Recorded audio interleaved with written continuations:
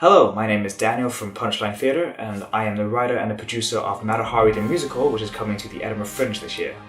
Punchline Theatre is a not-for-profit collective of young theatre makers from the universities of Cambridge and York, and our aim is to stage innovative new comedy and theatre around the UK. Hey, I'm Sean. I'm Technical Director of Punchline Theatre.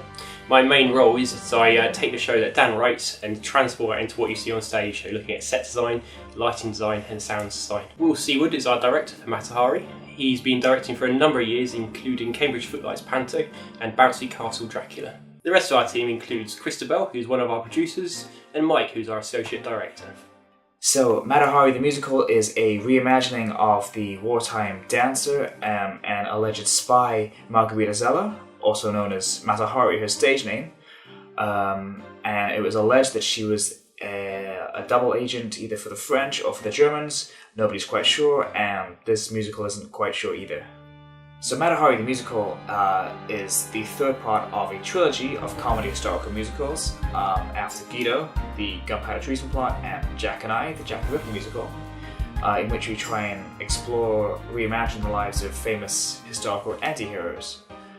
And it's about giving a voice to an alternative version of history. History is written by the winners, so we try and give a voice to those who have been cast as the enemies of those winners.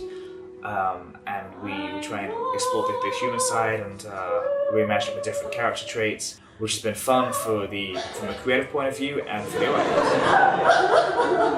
So there's a lot of research that goes into the historical element of these shows, and when the sources aren't necessarily trustworthy, that requires a little bit of verification on my part, particularly in the case of Jack the Ripper. But for Matahari, I've approached this slightly differently because the books I've been reading have their own sort of political agenda, so it's been important for me to read in between the lines and create a version of the story that's relevant to the versions of the characters that I've created. In terms of the music, I'll get the lyrics really early on and then I'll work outwards, but I usually have some sort of idea of what kind of style of music I want to overlay into these lyrics. But in general, the whole thing is a very collaborative process.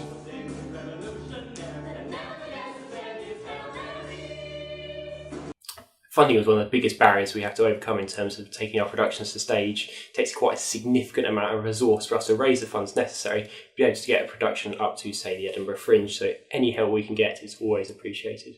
Right, we'll come back when you've calmed down, okay? And then maybe we can talk about this sensibly.